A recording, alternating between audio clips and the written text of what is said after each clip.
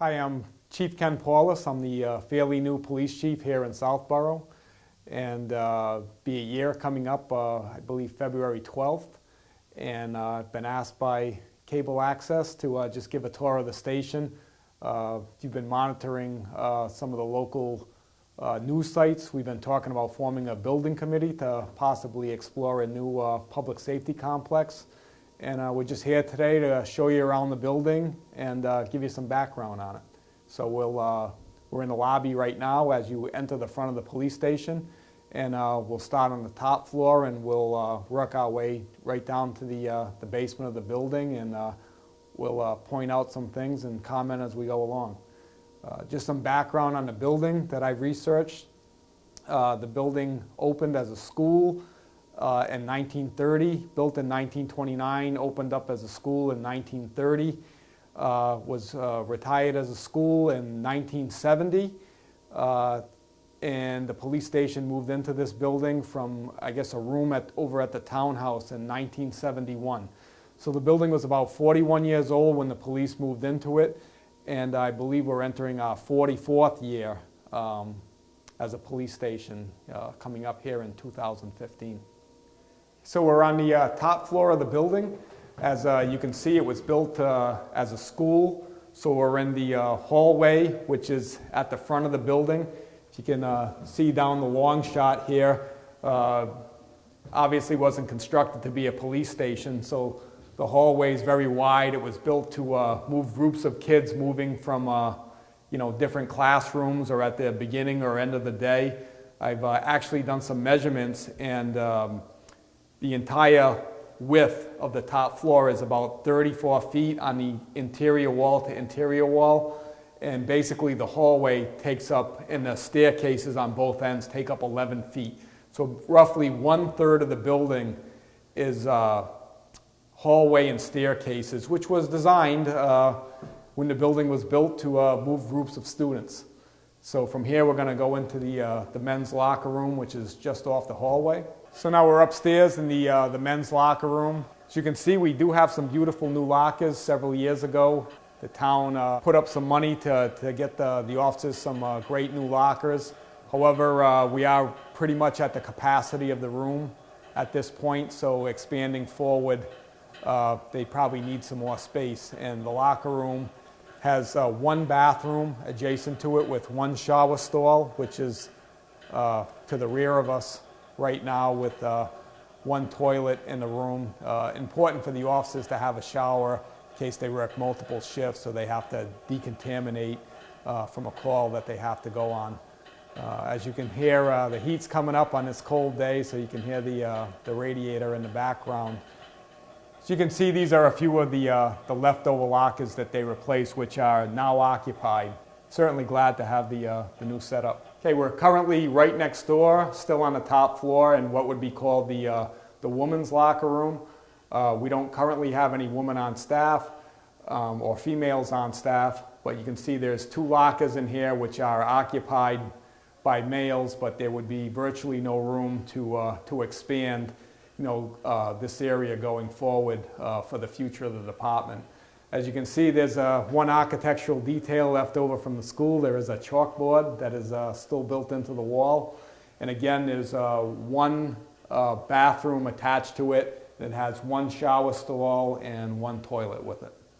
We're still upstairs in our final area, so this would be, I wouldn't want to give it one name. It serves a lot of general purposes.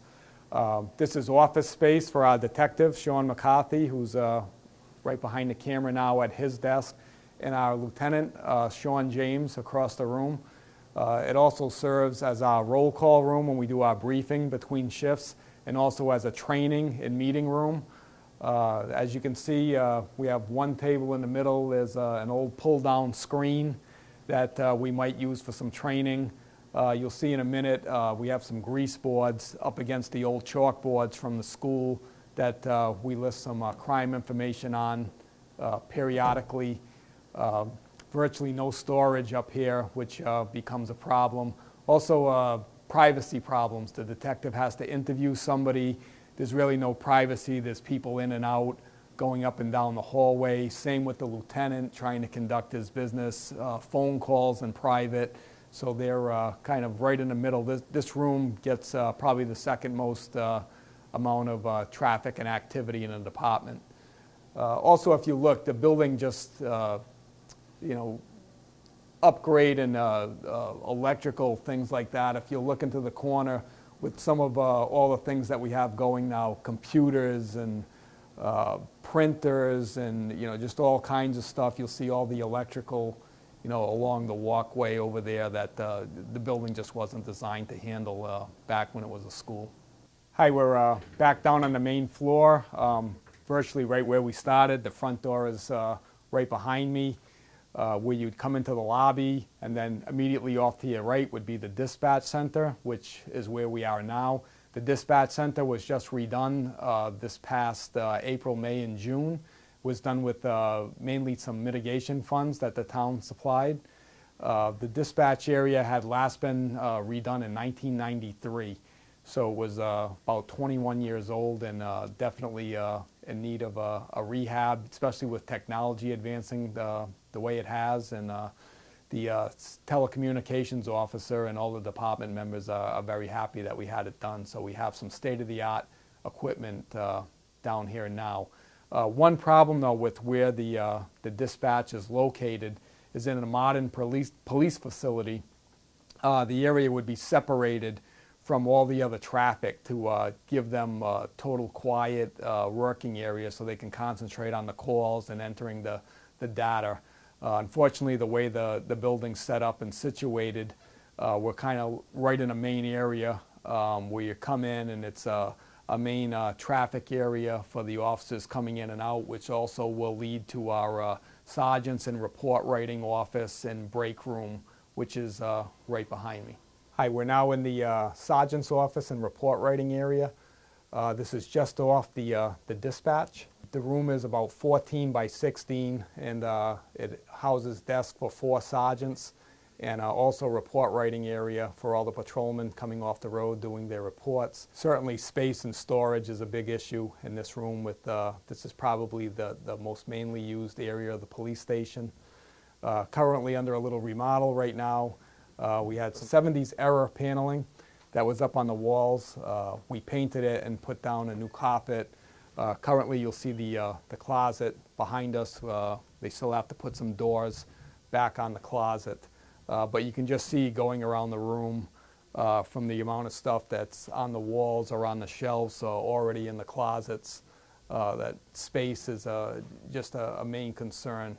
Certainly it's just not enough office space for all the people utilizing the area. And again, it's right off the dispatch, which we'd like separated for noise and traffic.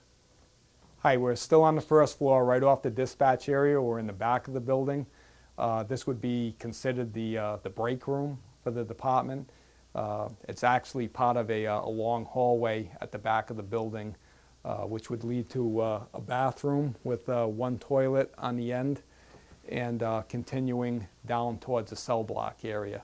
So at some point they brought in a small table and a coffee pot and a refrigerator, and this is the break area for the station. So we're in a cell block area. We have 3 cells here at the station.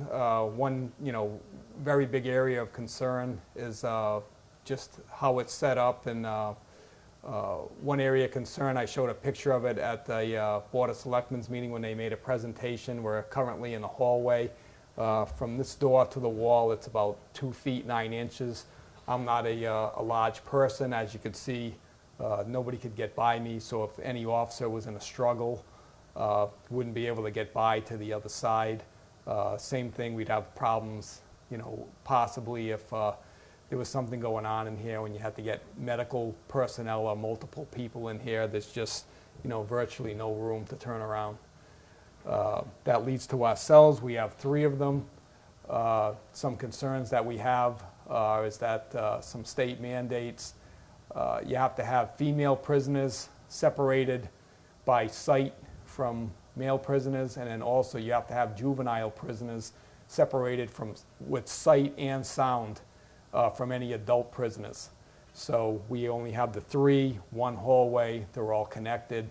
So when those cases come up, we have to make alternate arrangements. New building built would certainly, one of the first concerns would be to have a separate, at least one, if not a few separate holding cells for females and juveniles, especially as we pursue state accreditation in that area. A modern facility, you'd have all solid doors.